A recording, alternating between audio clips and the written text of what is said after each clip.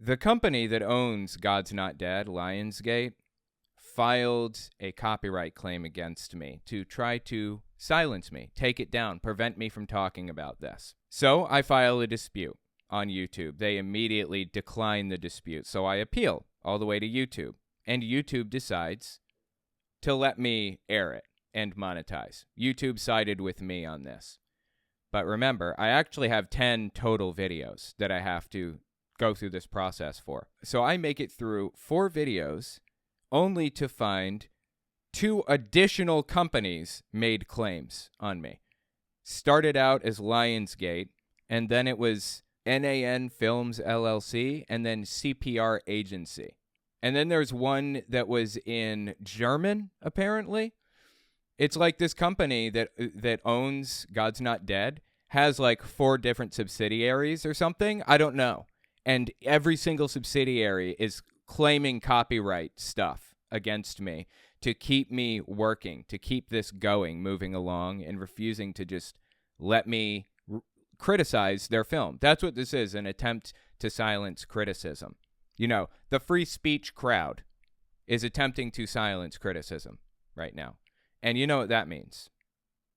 It means I cannot stay silent. We are going to review this movie. And if you're seeing this right now on one of my channels, it means that I went through the process, maybe even went through court. I don't know. It's possible that they've gone through a lawsuit to allow me to put this up. So let's give this a watch and see the propaganda methods that this company apparently only wants Christians to see without criticism. Up to this point, a teacher gave a super vanilla religious answer in a classroom. So they were talking about peaceful protest in, I think, like a philosophy class or something, or maybe a history class. It was a context-appropriate conversation, peaceful protest. And a student asked the teacher, is this like how the Bible describes Jesus? So is Jesus an example in the Bible of this thing that we're discussing in class? And the teacher says, yes,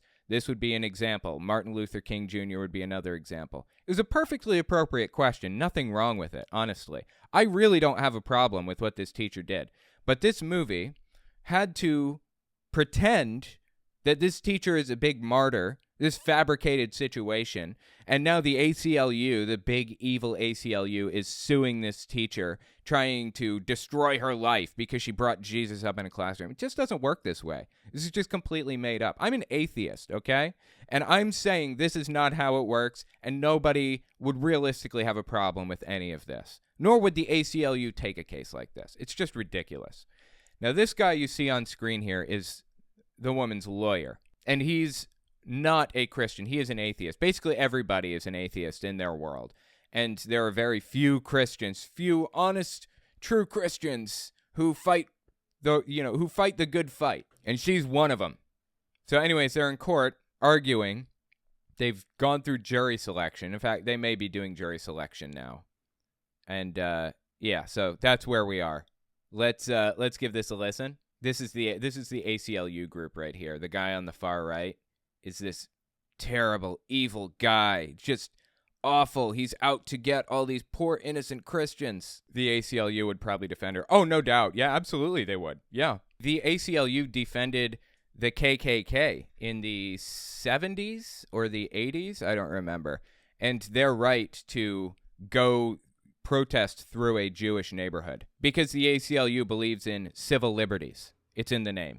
If you are opposed to the ACLU, you should re-examine your life. So let's give it a listen. This is God's Not Dead 2.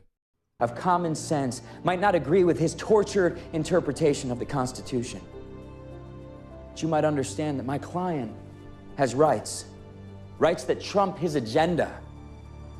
And that in realizing that, you will hold, as I do, that my client is guilty of no wrongdoing and innocent of any and all claims against her. Well, yeah, so that's not really how it works, but in a civil suit, this is kind of different from a criminal suit, but I think they're correct based on, like, the plot line. She did nothing wrong. I mean, she just answered a context-appropriate question to a student. There's nothing wrong with that. They just wanted to make something out of nothing. Oh, and by the by, while we watch this, we're going to play some Pokemon Fire Red. It's a ROM hack called Ultraviolet, actually, where I can catch all of the Pokemon. It'll be in the background. I'm trying to catch a Chansey right now, and I'm using save states to do it, so. Thank you very much. And now it's become this huge deal, and all she did was answer my question. Why do you think your parents are doing this? Okay, so the girl on the left is the student who asked the question originally. And her parents are portrayed as like these evil people who are like just trying to hurt Christians for the sake of it. And the girl on the right had cancer originally, but was cured by Jesus. She was, and I'm not joking here, an atheist, humanist, vegan evolutionist, according to her bumper stickers. And the cancer was cured when she became, a religious nutter butter, basically. And now she's fighting for Jesus. Because my mom thinks it'll help me get into Stanford or one of the Ivies. And my dad thinks it'll help pay for it. And nobody's asked you what you think? No. Just absurd on every level, dude. Like, come on. So? Are you gonna help her? I don't know. I would at least like to talk to her. Maybe I could help get her story out there. Great, because... Oh, she's a blogger, too. So she has, like, she's roughly my size. I think she said she gets, like, 1 million views a month or something. And my main channel gets about 1 million, give or take. It kind of depends on the month. Sometimes I get 2, sometimes I get 3 million. But roughly the size of my main channel, I guess. Maybe I could help get her story out there. Great, because everyone's telling me to stay out of it. Do you always do what you're told? What is your heart telling you to do? Mr. Thornley, how did you feel when you found out that your daughter had been exposed to faith-based teachings in class? She wasn't exposed to faith-based teachings. She asked a question, and the teacher answered it. It was a completely vanilla case. It would have never gone to court. It's absurd. I mean, this just shows their persecution complex clear as day, right? They cannot let go of the fact that not everybody is an evangelical nutter butter like them. It's not even about, like, being Christian. They are just obsessive about everybody being an evangelical nutter butter. It's crazy. Been exposed to faith-based teachings in class. Well, it felt like we had been violated. I mean, this was supposed to be a history class, not Sunday school. My wife and I are free thinkers. We're rationalists. We believe in a non-theistic worldview, and that's how we were trying to raise our daughter. Well, for what it's worth, this actually did happen to me. This situation really did. It happened to my kid. My kid was in health class, and the teacher starts talking about atheists and how evil they are and how she can't understand how they could not believe in God, but they'll find out one day, won't they, she says. Listen to this. This really happened. When you get in 7th grade, we go a tad bit further, and then when you get in 8th grade, we start studying how dangerous sexual thinking and behavior, what it can do to you. Okay? Yeah, like, this is ass backwards. This is, like, abstinence-only garbage, but you know what? Okay. I suppose if it's in the curriculum, whatever. But it didn't stop there. And the one thing is, I'm hoping that you all are brought up by a good family or person, whoever's raising you, that they're teaching you right from wrong, and that it's not okay to be sexually active. So far, it's ass backwards and heavily focused on, abstinence only, but still technically not illegal, what she said. If you look at the Bible, it says, sex isn't for love, it is for what? Wait, why are we bringing up the Bible now in health class? She has crossed a line now, but a line that probably nobody will do anything about. But again, it gets even worse. When is the time you should? After marriage. After marriage. I have got so many kids that were so against me in my first and second period, you would have a heart attack. It makes me sick. how they believe. And I'm thinking, the upbringing that you guys are having from your parents, I'm not saying nothing bad about your parents, it's just different nowadays. And I hate. Well, it sounds like she is saying something bad about their parents, right? It sounds like she's saying their parents are not religious enough, and that bothers her. They say, all you do is you. Her name is Ashworth, Karen Ashworth. I can say that now because she said it publicly to the news when this all broke. So she's not trying to hide it. I'm not trying to hide it. Do is you everything you're teaching about sexual transmitted disease stuff, you keep referring back to the Bible. And I said, I almost said because I'm right, but you can't force somebody to believe in God. Okay, who's saying that to her? Who said that? I'm the first one that said that to her in 20 years. I'm 100% sure of that. And that's fine. Whether you do or not, that's your opinion. But I just can't get my head into there where people don't really think there's I don't know, I'm just kind of shocked. Wait, what does this have to do with sex ed? Why are we talking about atheists and how terrible they are in sex ed? What are we talking about right now? They'll know one day, won't they? That's what. That seems like that seems like an implicit threat. They'll know one day, won't they? Really? That's what worries me. I don't want anybody to be lost. So I try to squeeze him in a little bit without getting in too much trouble. Without getting in too much trouble. That shows intent. She knew what she was doing was wrong, and she did it anyways, basically. There's so many kids that don't believe in God, and they don't believe in values, and they don't care. Dude, what the fuck is she even talking about right now? So many kids don't believe in values. What? Just insane.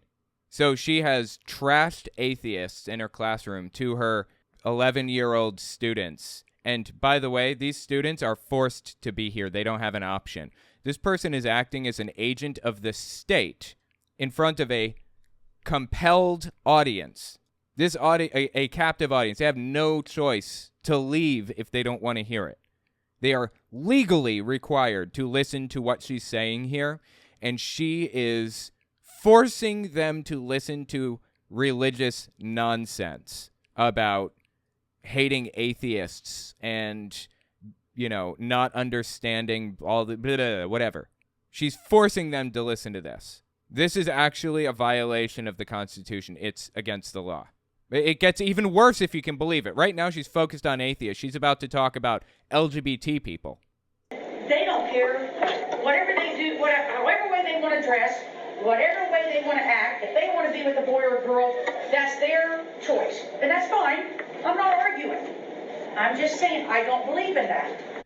So she says, if you want to be trans, basically what she's saying, however they want to dress or act, or if they want to be with a boy or a girl. If they want to be gay or trans, whatever, I'm not arguing. I'm just saying I don't believe in that. Why are you talking about this in a classroom? What does this have to do with anything? And you know what happened as a result of this? This is like a real life God's Not Dead 2 situation, right? So what happened when she said this? I reported her to FFRF, and the town's made up of 3,400 people. That was the last census in the town. 1,900 people were on a Facebook page dedicated to doxing me and attacking me. They found where I live and were taking pictures through my windows, driving by in the middle of the night, honking their horns, threatening to burn the place down, showing up with guns, all kinds of stuff. It was scary. That's what really happens when a Christian preaches in a classroom. If you think the atheists come out on top in these situations, you're delusional.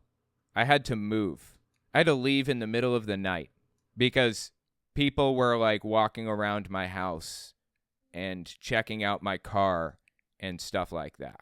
So anyways, that's a real life situation of what really happens when somebody talks about Jesus in a classroom. The person that complains gets beaten down because this is a country full of domestic terrorists that masquerading as Christians, basically. Anyways, yeah, we're going to continue listening to their persecution complex. Oh, they're so mistreated. Act like they're the ones that are being attacked. It's a joke. Oh, and by the way, in my case, I did file a complaint with the school board. They opened an investigation for 3 days and then closed it and said she did nothing wrong. That's it. And eventually, 6 months later, they sent me a letter saying this will never happen again, basically. There were protests at my kid's bus stop, okay? There were teachers in the school spreading pictures of my front door in their private teacher Slack channel, like in the school's Slack channel. I only know that because of an anonymous whistleblower that like spoke out to FFRF. I don't know who, maybe a janitor. Who knows? Somebody in that school did not like what was happening and saw it and reported it to FFRF for me. Insane. Absolutely insane. Why not buy a gun? Right-wingers are not going to mess with a person practicing their Second Amendment right. Oh, they'll still mess with them, trust me. That's an interesting point. I don't think owning a gun is productive or helpful. If I find myself in a situation where I need to use a gun for self-defense, it's going to be like a split-second type of situation where I have to make decisions on the fly. And I'd rather not spend the next 5 years of my life waiting for a court to litigate every, split-second decision that I made.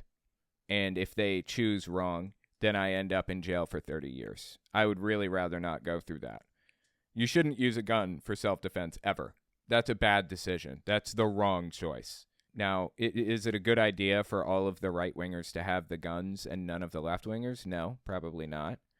I generally stand for people not owning guns, by and large. Well, okay. I stand for the left probably getting their hands on some guns, but I really want to remove the number of guns that are floating around anyways. So, yeah, let's keep listening to this.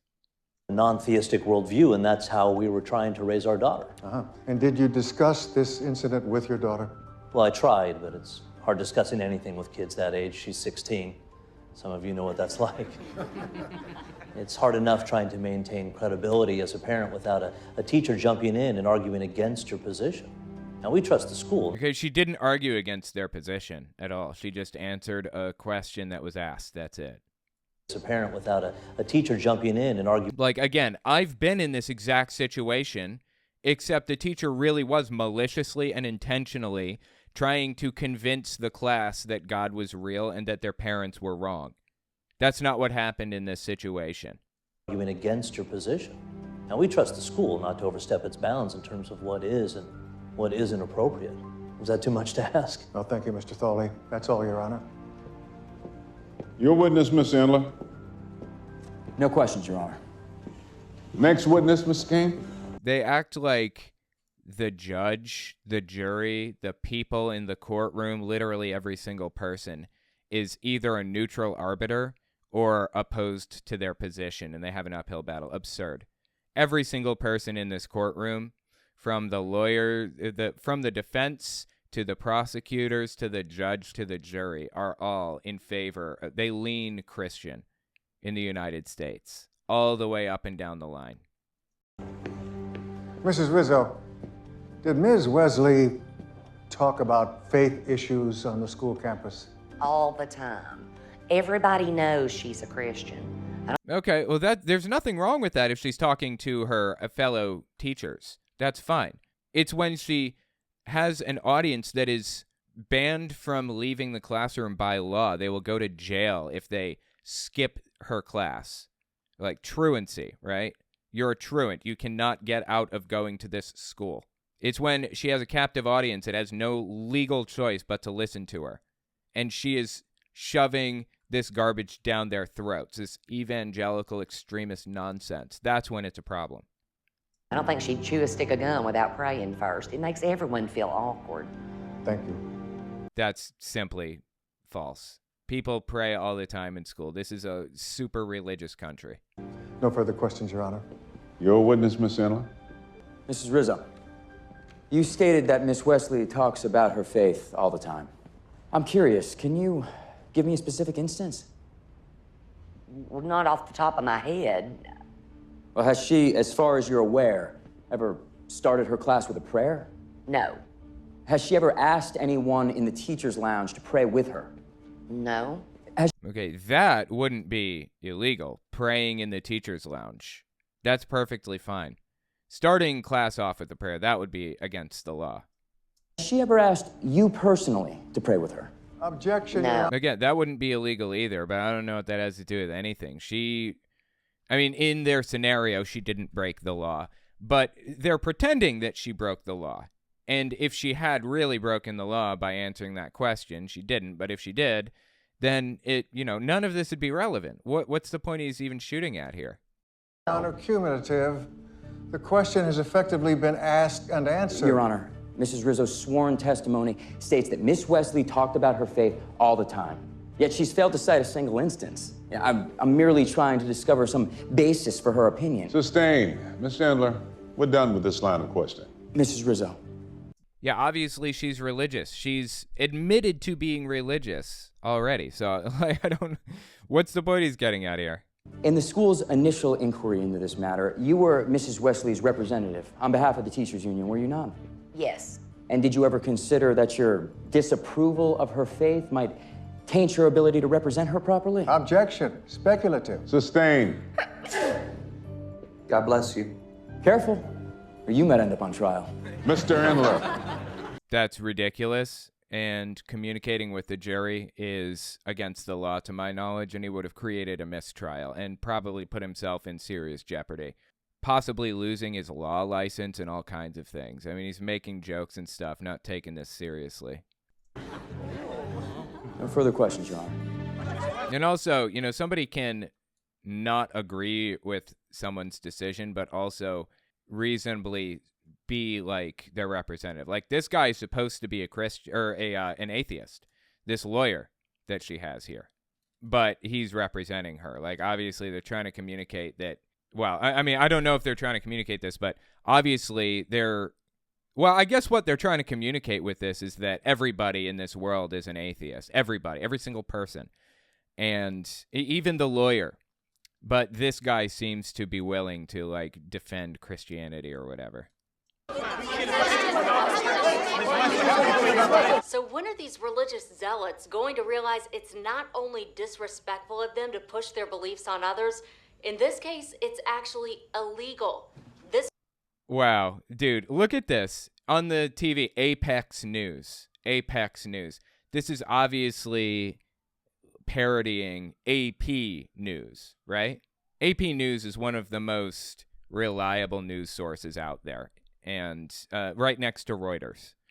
And the fact that they're inserting such charged language in this fake report is absurd. Seriously, it's ridiculous. How do they sleep at night knowing that they flat out lied like this for Jesus?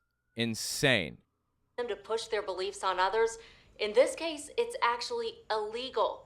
This woman, this fundamentalist, used her position of influence as a teacher to fill the minds of our children with nonsense, if you ask me. This is not what any news source would say ever.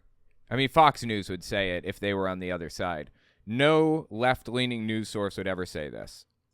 The religious extremists we need to worry about are the hardcore Christians. How about we show up in force and show Miss Wesley just exactly what we think of her proselytizing? Principal Kinney. This is a news source. This just goes to show they don't understand what the difference is between news and commentary. That was very clearly editorialized, commentary, right? This is an example of opinion, not news.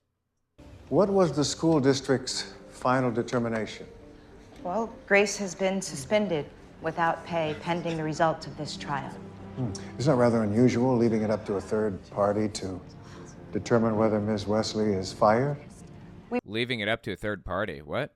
We've decided to accept the court's interpretation of wrongdoing either way.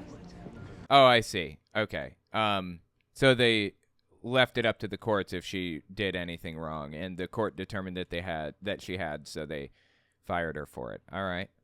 No questions, Your Honor. Your witness, Miss Chandler.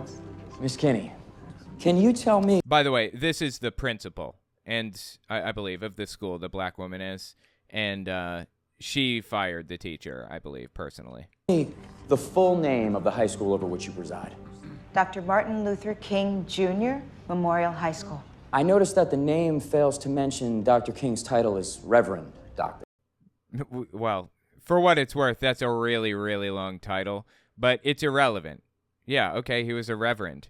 His good deeds that he is best known for was his action in the civil rights movement. And calling somebody Reverend Dr. Martin Luther King Jr. is just absurdly long. Like, come on, you got to cut something somewhere. So, yeah, I don't think I have an issue with them, like, trimming his name down a little bit. It's fine.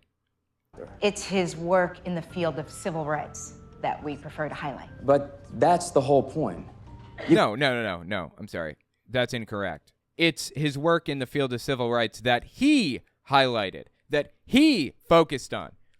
Yeah, he was the pastor of a church, and he believed in God deeply. He was known by history for his work in the civil rights movement. It's not like the dude, was famous for, like, praying to Jesus every day on, at a certain time or something. Like, that was his claim to fame. That's why everybody knew him, was because every single day he sat there and prayed to Jesus. He was known for going on marches against racists and stuff like that, and accomplished things in the civil rights movement. That's what he's known for. It's not because they prefer to highlight that. That's just what's highlighted by history. Field of civil rights that we prefer to highlight. But that's the whole point. You consider his faith and politics to be separate things, but I don't. I mean, not necessarily. He's just known for his politics, not his faith. You consider his faith and politics to be separate things, but I don't, and he certainly wouldn't have. Objection, Your Honor. Counsel is testifying. Sustained. Jury is instructed to ignore Mr. Endler's preceding remarks. Miss Kinney, are you familiar with Dr. King's letter from a Birmingham jail? Yes, it's a seminal piece of civil rights history. In that letter, Dr. King makes numerous faith-based references. By the way, that's... I love it. This is called exposition, when everybody who's talking to each other in a situation is aware of what's being said. They're very obviously just saying it for the benefit of the audience. Let me show you an example. All right, here you go. Watch this. This is a video called Redhead Explains Exposition, I think. Cute Redhead Explains How Movies Work. That's what it is. And it's some dude with red hair. I love it. It's funny. My favourite part of a film is exposition, which is when one character tells another character something that both of them already know. Gentlemen, you already know that the Raven has struck again. Now, I don't need to remind you that we are cops. The Raven's a myth. Michael, how long have we known each other? 10 years? Joey, you're my brother. Longer than 10 years. Sorry, do I have to call Mom to establish that you and I are siblings? Don't call Mom. I'm calling Mom. Hold on. Hello, Mom? Mikey, it's me, your elderly and/or Jewish mother. Yeah, just calling to say that you're still single and your career's going nowhere. Mom, listen to me, will you? If I don't catch the Raven, they're gonna close the precinct. Close the precinct? But it's Christmas. You think I don't know that? Ghost of a child who died on my first case. And that's how exposition works. But of course, you already knew that. There's a wall there. I love it, dude. This guy's funny. You guys should check him out. I mean, that's the only video I've ever seen by him. But his YouTube channel is Alsa Dare Beckett King, apparently. He's got, how many subs does he have? 273,000 subbies. That's really funny. I love that. How many views does that have? That has 326,000 views. Wow. I thought it'd be higher than that. Anyways, that's exposition. So now that we know what exposition is, that's funny, right? I love that to death. Let's listen to them do exposition in this movie. Now that you've heard that video, you will see exposition in everything you ever watch, and it'll drive you nuts. Dr. King's letter from a Birmingham jail. So, do you know of Mr. King's letter from Birmingham jail? Yes, it's a seminal piece of civil rights history. Why is she saying that? Yes, is the correct answer. Why is she adding that extra context? It is only for the audience's sake. That's it. In that letter, Dr. King makes numerous faith-based references, does he not? Offhand, I don't recall. Allow me to refresh your memory. Yeah, so he, his faith was an integral part of his life. I don't know what point he's trying to drive at here. So what? He cites the example of the 3 youths from the book of Daniel who were tossed into the fiery furnace by King Nebuchadnezzar because they refused to worship him. Elsewhere, he urges action with Jesus, and here I quote, extremist love. And in his speech, I've been to the mountaintop, he stated that he just wanted to do God's will. Sure, yeah, he was religious. We already know that. So what? Is this coming back to you now? Yes. In your opinion, would Miss Wesley, had she chosen to do so, have been allowed to present the examples that I just mentioned in her class? Objection, speculative. I'm going to allow it. Overruled. Witness may answer. Okay, it is speculative.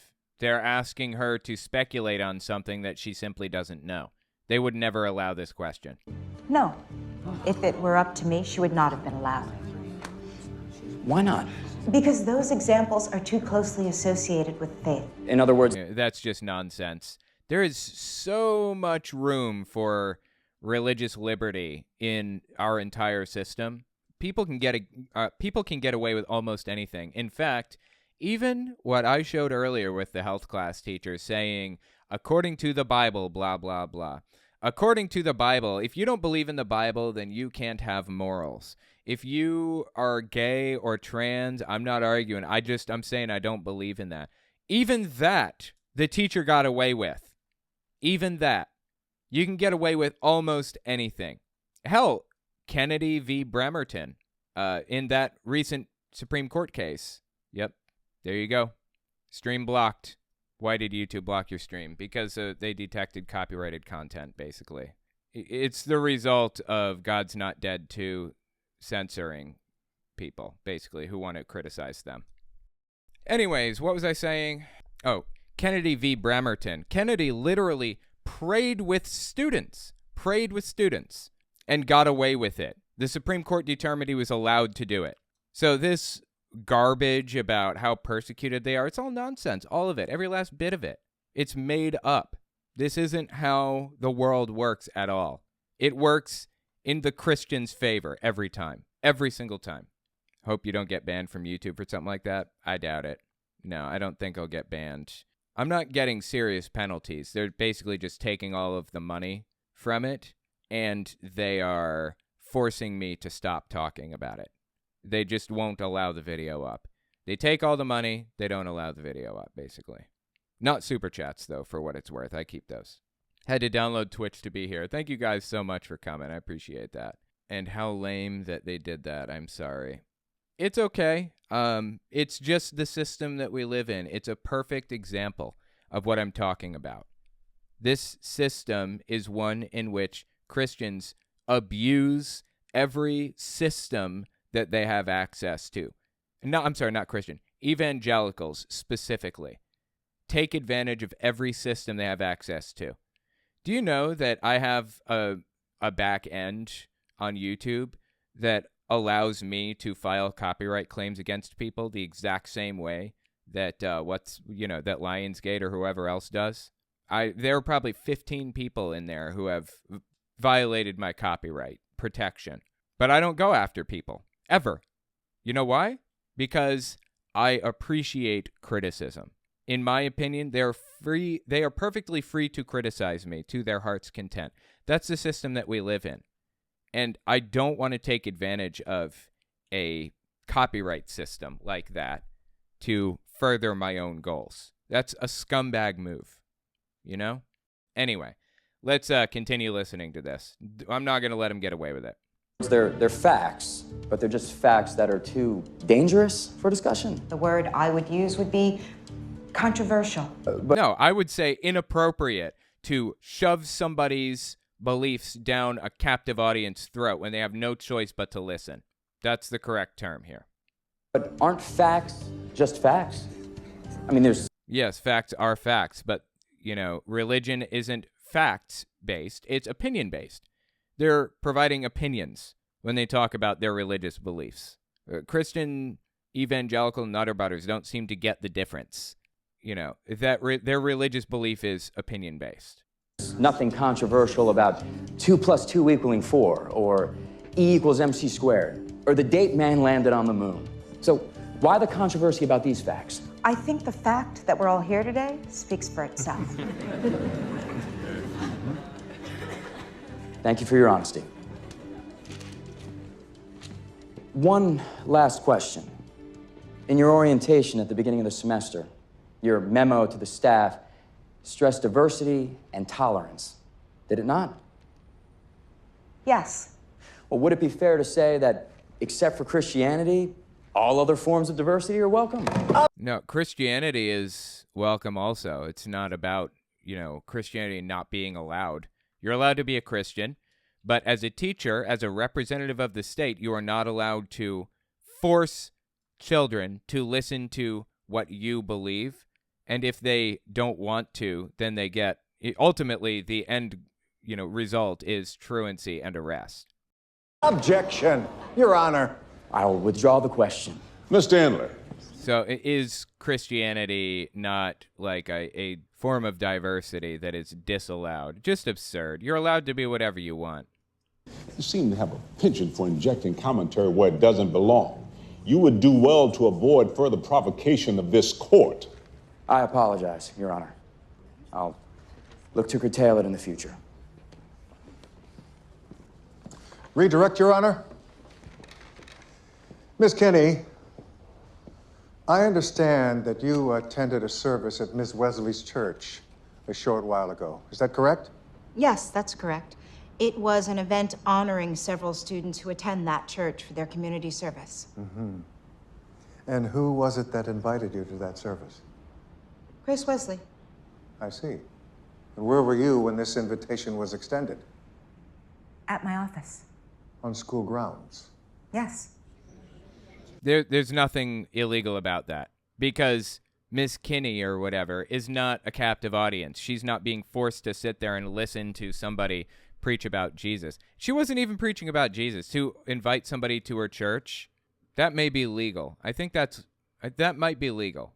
If it's after class, at the very least, if it's during class, it might be against the law. If it's after class, if you invite a student to your church, I think that's legal. But, teachers don't have this same level of separation between each other because they're both representatives of the state. But they're not acting like representatives of the state when talking to each other, so it's perfectly fine. Anybody can say whatever they want to each other, as long as it's not to the students, basically. During work hours? It doesn't matter. Yes. Thank you. One last question. Is it true that Ms. Wesley accepts donations for a faith-based charity? Convoy of Hope? Right there in the classroom. Yes, she does. Now, I think as long as it's like a legally recognized nonprofit that is taking donations for nonprofit work, then I think it's okay. I'm not really sure. Thank you again. No further questions, Your Honor. You may step down, Mrs. Kinney. Court's adjourned.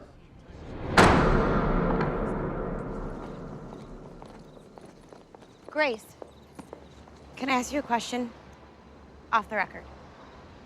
Right, so this is, if you are just jumping into this, the woman who's talking to her now is an ex-evolutionist, humanist, atheist, vegan, basically, and she's also a blogger who has an outlet that's roughly the same size as my channel, my main channel, 370,000 subbies, give or take, maybe a little bit smaller than my system here, but she caught cancer in God's Not Dead 1, and then she was cured through faith. God cured her cancer for her.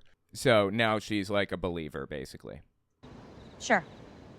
These people, they're looking to destroy you, and I don't just mean financially. Do you think it's worth it?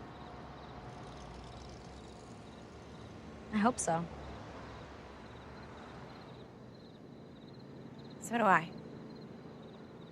Like, nobody's trying to destroy Christians like this.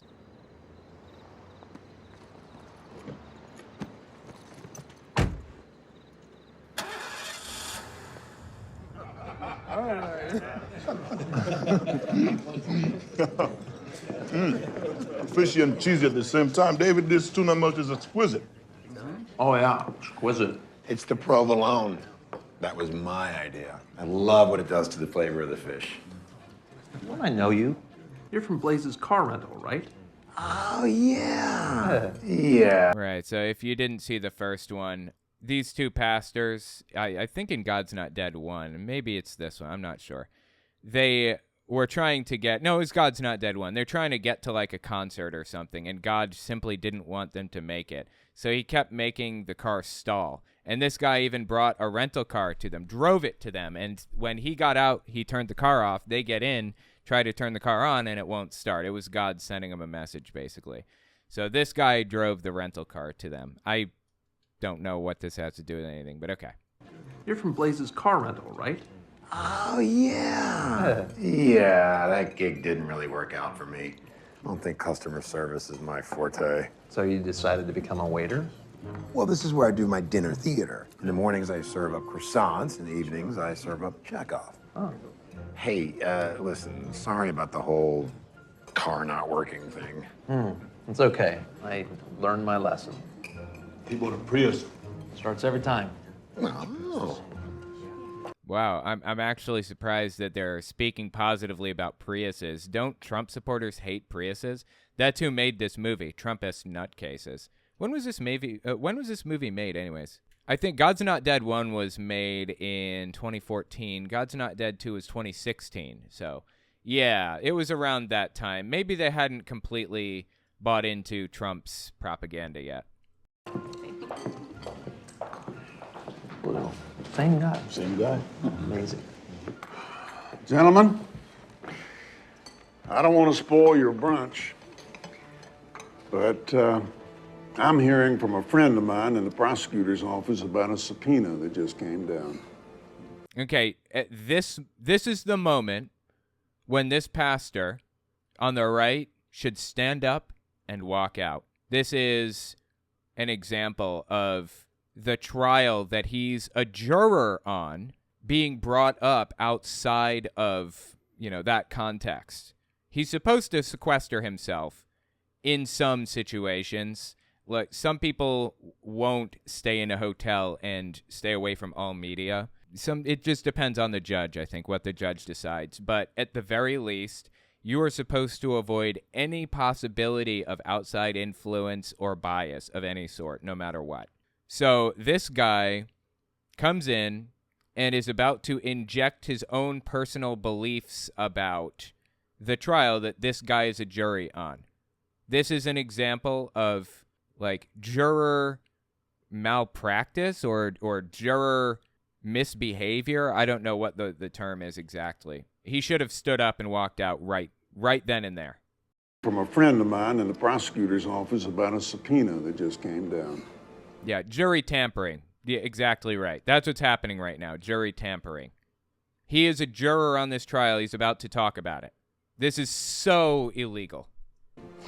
Demanding that we submit copies of our sermons for the last 3 months for review. What?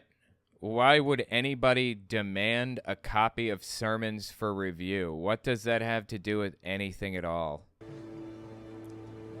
Can they do that? They tried it in Houston. So now the government can determine what we can and can't preach at our churches. No, it will never be able to do that. What are they talking about? Well, no, they can't do that to any degree ever. But if you receive tax exemption as a church, you're not allowed to explicitly endorse or oppose specific political candidates or campaigns for office. If you do, you lose your tax exemption. That's it. No big deal. You want to pay taxes, you can talk about politics to your heart's content. You can endorse political candidates to your heart's content. You're perfectly free to talk about abortion right now, or black rights or gay rights or whatever, without worrying about losing your tax-exempt status. It's just opposing or endorsing specific political candidates. And even then, they pretend they're persecuted for this.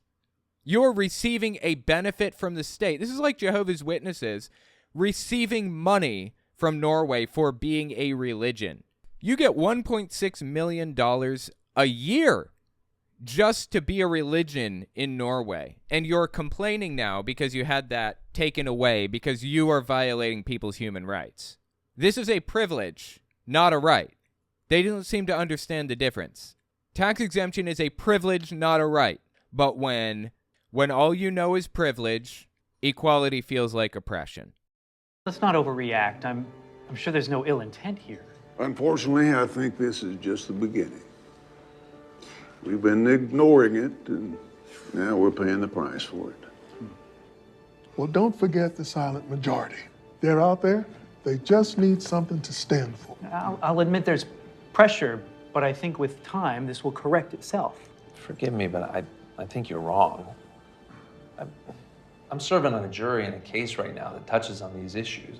Okay, so he should have walked out of the room like long ago. He should not be talking about this. This isn't even something that they should be aware of, that he's serving on a jury, because this sets them up to be able to tamper with that jury, right?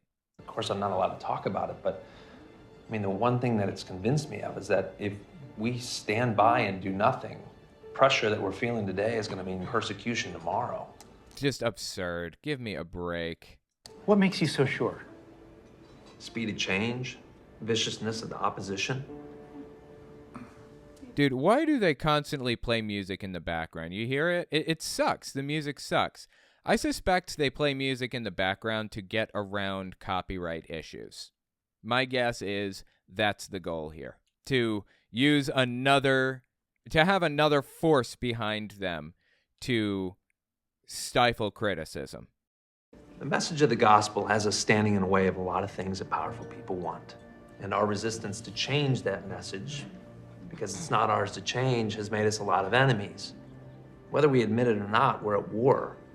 The war of Ephesians 6. Not give me a break, dude. Against flesh and blood, but against the powers of this world, against the spiritual forces in the heavenly realms. And if we insist on denying that, then we've already lost.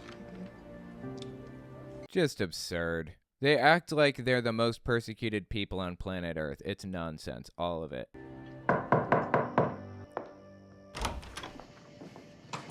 Brought a giant bag of Chinese food and a briefcase full of files. Right. So in the beginning of this movie, if you didn't see the beginning, this woman here, she was talking to her dad, and her dad is like a religious nutcase, and her dad was like really upset that she wasn't married already. And now he comes over to her house alone with Chinese food. You know what that means? That means they're going to do it. I say we eat first. I guess they're going to eat before they do it. No, they're probably going to get married before they do it. I say you're a genius. Does Walter want to join us? Oh, no, he's hiding in his room. How come? He's treating this like it's a date, which should give you some indication of what my social life is like. Don't worry, I won't tell. Falls under attorney-client privilege. So is this what you always saw yourself doing, the lawyer thing? No, I wanted to be Batman.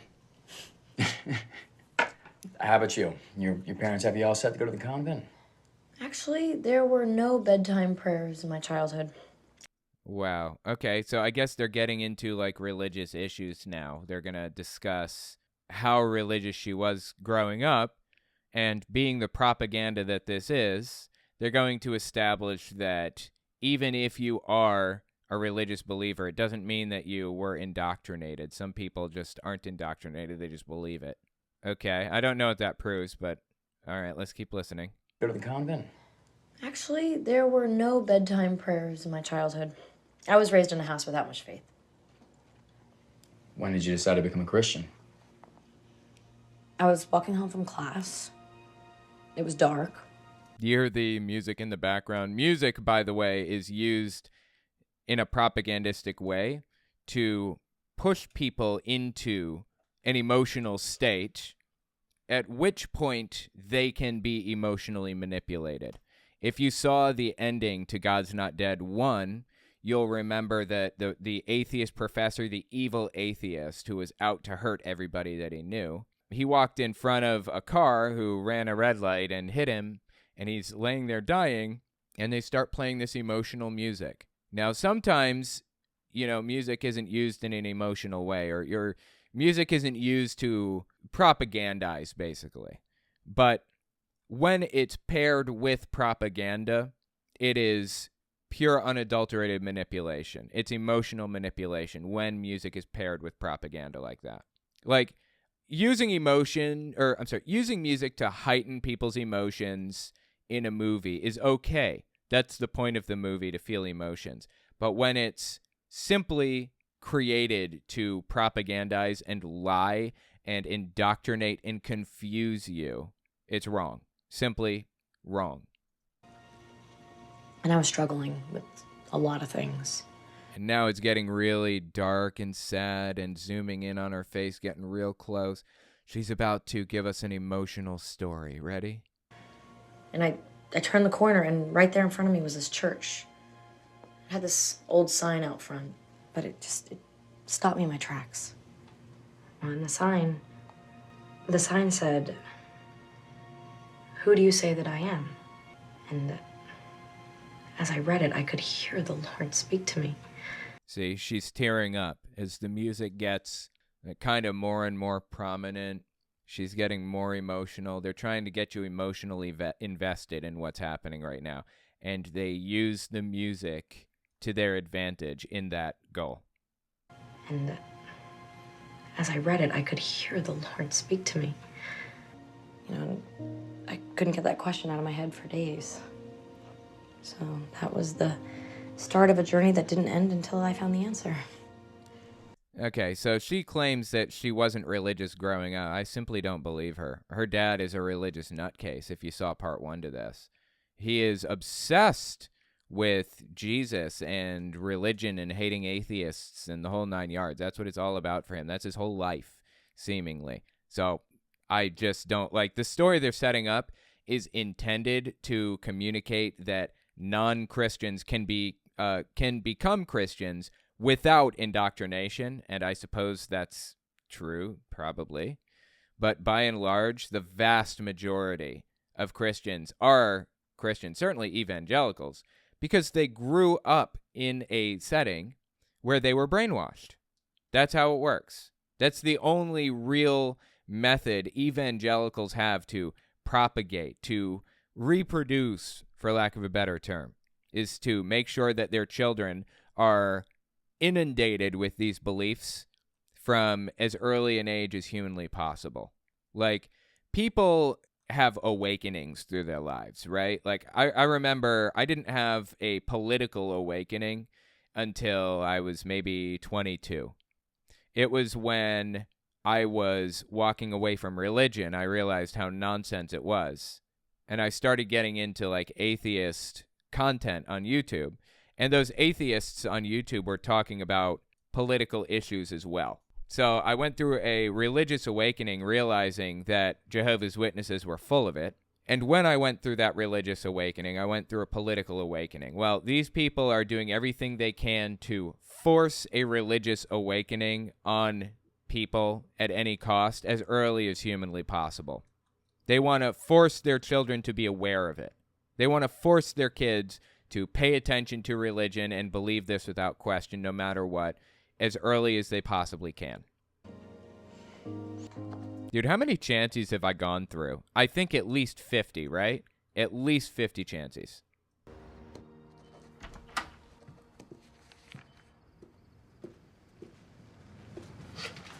Papa.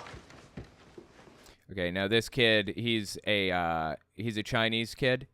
I think a foreign exchange student, maybe, from China. And he's been talking to his dad about Christianity a little bit because it's seeping its way into everybody's life at this college and at schools and everything else. And he called his dad and asked about Christianity. His dad said, "Don't worry about Christianity." Of course, his dad lives in China. And then his dad just kind of shows up at his dorm room. Even though, like, this kid is basically turning Christian, and the dad realizes it, so he just shows up from China. 你在这儿做什么? What are you doing here? I'll read the subtitles in case you're listening and not watching. 你可把你家人的脸都给丢光了。 The dad says you've disgraced your family. 你觉得你这样做很有道理，是不是？你不觉得这样很愚蠢吗？ You think you've chosen reason, but this is foolishness.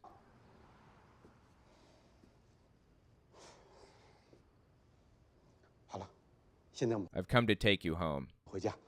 可是什么？你口口 You speak of this God as though he is real. 声声说这个上帝好像他是真的一样。他是真的。 He is Father. 不管我往哪儿看， Everywhere I look, I see evidence of God's existence. 都能看见上帝存在的证据。你只需要睁开你的 If you would only open your eyes, you would see. 眼睛，你也可以看到。放肆！ He slapped him, says, how dare you. Like, there's a lot of abuse stuff in this movie. And then the last one, like, oh my God, dude. It's terrible.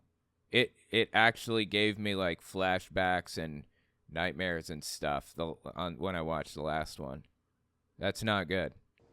我现在所看到 What I see is a foolish boy 是一个不懂事的孩子， who has thrown away sacrifices that his family has made. 他忘记了他的家人为他所做出的一切牺牲。我是做我该做的事。 I've done what I had to do. 我听到上帝的声音， God has spoken to me, Father, 说我要服从他。 and I've listened. 所以你要跟我对着干。 So would you disobey, says the Father? 难道你为了这个所谓 Will you throw everything away? Wait, will you throw away everything for him? 的上帝要抛弃一切吗？阿爸，是的。 Father, I would. Wow. And that's supposed to be like some big revelation, like, oh my God, this kid is so devout and loves Jesus so much he'd throw everything away for God. Like this situation ever takes place. Like how common is this? Republican evangelical nutterbutters seem to have like a skewed perception of reality. Like they think things happen way more often than they do. Like people transitioning. And things that almost never happen a lot. And things that happen constantly almost never happen. Like people preaching in a classroom. So the dad is walking away after hearing the kid say, yes, I would give up everything for Jesus. 那好吧，从今以后， Then you're no longer my son. Interesting. So what they're portraying here is somebody shunning their child for believing in Jesus. How often does this happen, realistically? I can tell you how often it happens the other direction, when somebody leaves religion behind and is shunned for doing so. It happened to me. Happens constantly in Jehovah's Witness circles. I mean, it's a mandate. If you talk to somebody that leaves the religion behind, you will be shunned also. So can we all agree, as a society, Christian evangelical nutterbutters included, that shunning is wrong? Of course not. That's not the point they're trying to get at. They're all for shunning. They only think shunning is wrong when it happens to them, not the other way around. 我没有你这个儿子。阿爸 Says father. What a joke, dude. This is disgusting. Again, emotional music playing in the background. You catching this? Leave this emotional music in, and I'll just deal with the copyright fallout from it if need be. It's intended to put you in an emotional state and get you that much more invested. It is all intentional.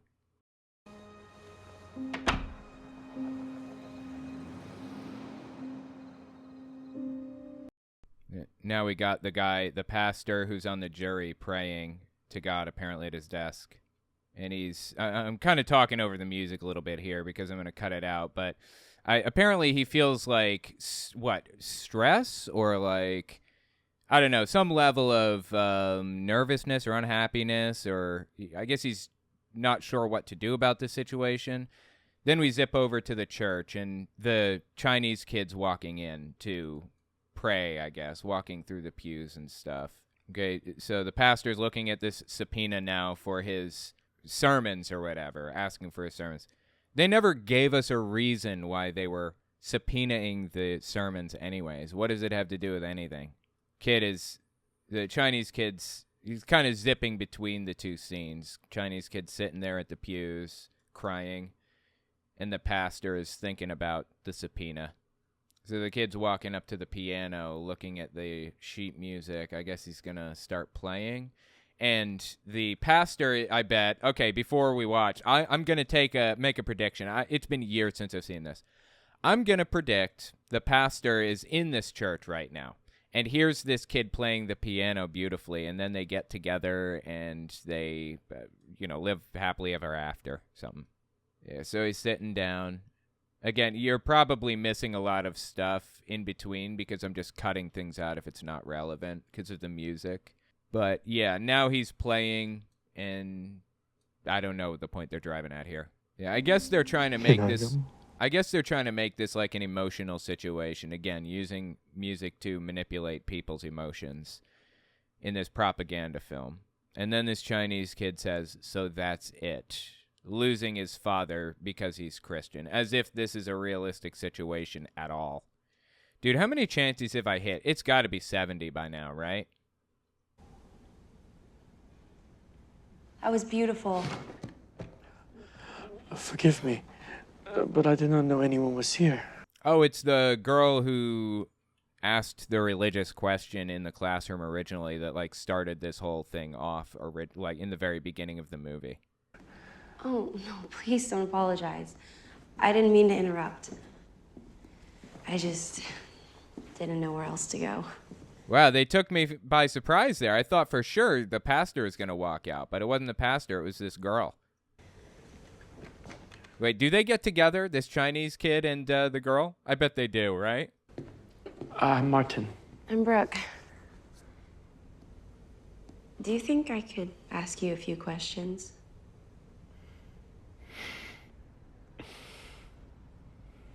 That would be fine. Good, because I have a lot. Okay, so now we zip back to the lawyer that's handling her case and Melissa Joan Hart's character. They're done with their date, apparently, and he's upset over something.